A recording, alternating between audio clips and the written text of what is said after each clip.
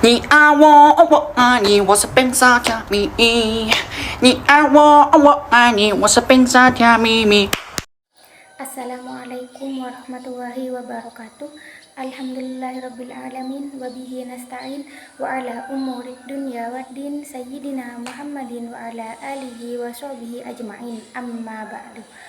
Salam takdim kepada pengasuh Pondok Pesantren Zainul Hasan Genggong, Kiai Haji Muhammad Hasan Mutawakkil Alawa SHMM. Salam hormat kepada Rektor Universitas Islam Zainul Hasan Genggong, Bapak Dr. Abdul Aziz Wahab BAMAG. Salam hormat kepada Dekan Fakultas Tadris Umum, Ibu Wahyu Lestari MPD. Salam hormat juga kepada orang tua saya yang selalu mendukung dan mensupport saya, dan juga untuk teman-teman saya yang senantiasa berjuang bersama. Perkenalkan, nama saya Hosiatus Sajawiyah, Prodi Tadris Matematika semester 4. Saya akan mempresentasikan peta imajinasi yang berjudul Metode Pembelajaran Matematika. Baiklah, kita akan memasuki pada materinya. Untuk pembahasan yang pertama ialah metode pembelajaran dalam matematika. Pengertian metode belajar mengajar ialah kegiatan belajar mengajar yang melahirkan interaksi unsur-unsur manusiawi, adalah suatu proses dalam rangka mencapai tujuan pembelajaran. Dalam kegiatan belajar mengajar dibutuhkan suatu metode pembelajaran untuk menyampaikan materi yang diajarkan oleh pendidik secara efektif dan efisien untuk mempermudah mencapai tujuan pembelajaran yang hendak dicapai. Adapun beberapa bagian pengertiannya. Yang pertama ialah pengertian metode sendiri. Dapat dipahami bahwa metode merupakan suatu cara atau jalan yang digunakan oleh pendidik untuk menyampaikan materi pelajaran dan digunakan untuk mencapai tujuan yang telah diterapkan, baik tujuan belajar maupun tujuan mengajar. Yang kedua ialah pengertian mengajar sendiri.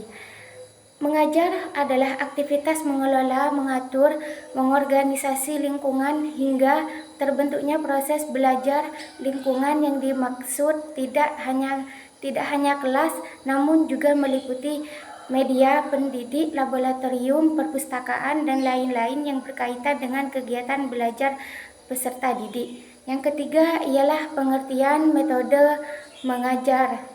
Metode mengajar merupakan konsep atau prosedur yang telah dirancang untuk melakukan aktivitas belajar, khususnya kegiatan penyajian materi pelajaran kepada peserta didik. Jadi dapat dipahami bahwa metode mengajar atau metode pengajaran merupakan suatu cara yang digunakan pendidik dalam penyajian dan penyampaian informasi berupa pengetahuan, keterampilan, atau sikap agar tujuan pembelajaran tercapai dengan efektif dan efisien. Untuk yang kedua ialah faktor-faktor penentu metode pengajaran. Pemilihan metode dalam belajar mengajar tidaklah sembarangan. Perlu adanya pertimbangan atas beberapa faktor yang memungkinkan terjadi. Sebagai suatu cara, metode tidaklah berdiri sendiri, tetapi dipengaruhi oleh faktor-faktor lain. Maka dari itu, pendidik harus mengerti, memahami, dan pedomani ketika akan melaksanakan pemilihan dan penentuan metode.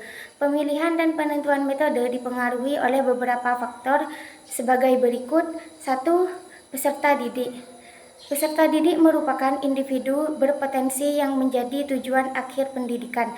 Di sekolah, pendidik berkewajiban untuk mendidiknya dalam proses belajar mengajar di kelas.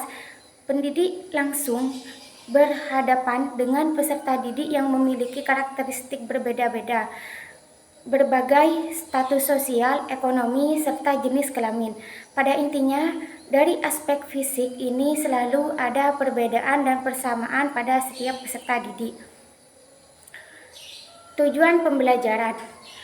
Tujuan merupakan target akhir yang ingin dicapai. Tujuan mengajar juga diartikan sebagai tempat yang dituju dalam proses belajar mengajar. Tujuan pembelajaran merupakan tujuan intermedier antara yang menjadi target pencapaian dalam kegiatan belajar mengajar di kelas. Yang ketiga ialah suasana pembelajaran. Suasana pembelajaran merupakan lingkungan belajar peserta didik. Suasana pembelajaran yang diciptakan pendidik sebaiknya tidak menonton atau sama dari hari ke hari. Pendidik dituntut untuk kreatif menciptakan suasana atau lingkungan belajar yang baru bagi peserta didik, seperti suasana belajar mengajar di alam terbuka, yaitu di luar ruangan sekolah. Yang keempat ialah fasilitas pembelajaran. Fasilitas merupakan hal yang mempengaruhi pemilihan dan penentuan metode mengajar. Fasilitas adalah kelengkapan yang menunjang belajar peserta didik di sekolah. Lengkap tidaknya fasilitas belajar akan mempengaruhi pemilihan metode mengajar. Yang kelima ialah pendidik. Setiap pendidik mempunyai kepribadian yang berbeda. Seorang pendidik misalnya kurang suka berbicara, tetapi seorang pendidik yang lain suka berbicara. Seorang pendidik yang bergelar sarjana pendidik dan kependidikan, dengan demikian dapatlah dipahami bahwa kepribadian, latar belakang pendidikan, dan pengalaman mengajar adalah permasalahan pendidik yang dapat mempengaruhi pemilihan dan penentuan metode mengajar. Untuk pembahasan yang ketiga ialah jenis-jenis metode mengajar. Pada pembahasan terdahulu telah banyak dibicarakan mengenai faktor-faktor penentu metode belajar mengajar yang sesuai dengan tujuan dan kondisi psikologis peserta didik. Metode-metode mengajar yang diuraikan berikut ialah: yang pertama, metode proyek. Metode proyek atau unit adalah cara penyajian pelajaran yang bertitik tolak dari suatu masalah, kemudian dibahas dari berbagai segi yang berhubungan sehingga pemecahannya secara keseluruhan dan bermakna. Penggunaan metode ini bertolak dari anggapan bahwa pemecahan masalah tidak akan tuntas bila tidak ditinjau dari berbagai segi. Yang kedua ialah metode eksperimen. Metode eksperimen percobaan adalah cara transfer informasi di mana peserta didik melakukan percobaan dan terlibat langsung serta membuktikan sendiri sesuatu yang dipelajari dalam proses belajar mengajar. Serta metode percobaan ini peserta didik diberi kesempatan untuk mengamati sendiri atau melakukan sendiri melalui suatu proses, mengamati suatu objek, menganalisis, membuktikan, dan menarik kesimpulan sendiri mengenai suatu objek, keadaan, atau proses sesuatu. Yang ketiga ialah metode tugas dan resitasi. Metode resitasi penugasan adalah metode penyajian bahan di mana pendidik memberikan tugas tertentu agar peserta didik melakukan kegiatan belajar. Namun, pengerjaan tugas yang diberikan oleh pendidik dapat dilakukan di kelas, di halaman sekolah, di laboratorium, di perpustakaan, di rumah peserta didik, atau di mana saja asal tugas itu dapat dikerjakan. Metode ini diberikan karena dirasa bahan pelajaran terlalu banyak, sementara waktu sedikit. Yang keempat ialah metode diskusi. Metode diskusi adalah cara transfer informasi pelajaran di mana peserta didik dihadapkan kepada suatu permasalahan yang dapat berupa pernyataan atau hal yang bersifat problematik untuk dibahas dan dipecahkan bersama. Diskusi merupakan teknik belajar mengajar yang dilakukan oleh seorang pendidik di sekolah. Di dalam diskusi ini, proses belajar mengajar terjadi di mana interaksi antara dua atau lebih. Yang kelima ialah metode ekspositori. Metode ini merupakan metode yang mengutamakan transfer informasi pengetahuan secara verbal agar peserta didik dapat menguasai konsep materi pelajaran secara optimal. Metode ini dikenal dengan pembelajaran langsung yang menekan pada proses bertutur dan menemukan materi yang diberikan disertai dengan tanya jawab. Yang keenam ialah metode demonstrasi. Metode demonstrasi merupakan metode pembelajaran dengan memperagakan atau mempertunjukkan kepada peserta didik suatu proses, situasi, atau benda tertentu yang sedang dipelajari, baik sebenarnya atau tiruan, yang sering disertai dengan penjelasan lisan. Yang ketujuh ialah metode problem solving.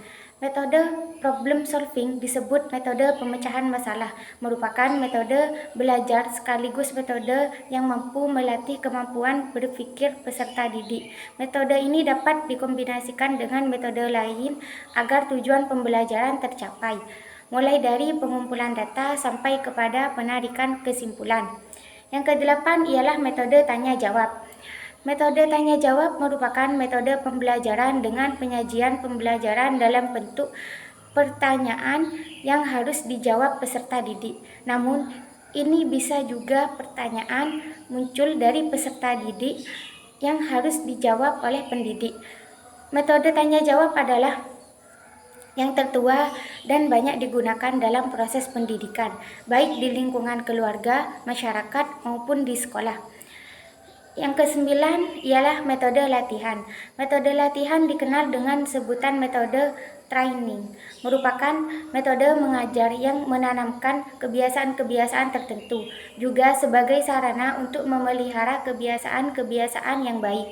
Selain itu, metode ini dapat juga digunakan untuk melatih ketangkasan, ketepatan, kesempatan, dan keterampilan peserta didik. Yang terakhir ialah metode ceramah.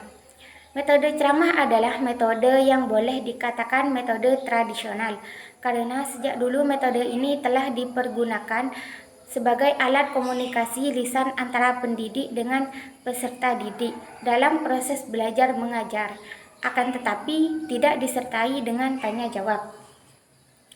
Baiklah, cukup sekian presentasi dari kami. Apabila terdapat salah kata dalam penyampaian, kami mohon maaf yang sebesar-besarnya. Kami tutup. Assalamualaikum warahmatullahi wabarakatuh.